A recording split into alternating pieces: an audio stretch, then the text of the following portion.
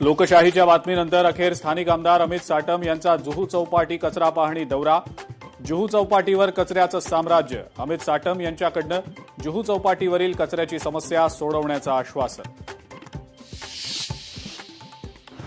योग्य वेळी देवाभाऊंना देशाचं नेतृत्व करण्याची संधी मिळावी अशी पांडुरंगाकडे विनंती करू. कृषीमंत्री दत्तात्रय भरणेंचं वक्तव्य.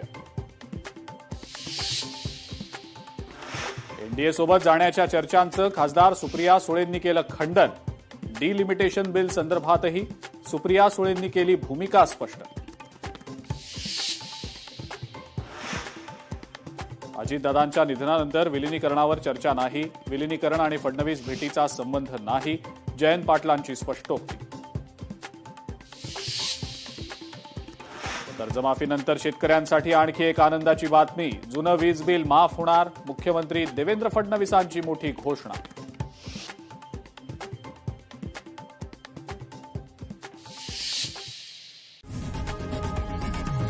लोकशाही मराठी ऐका, पहा, जागरूक रहा.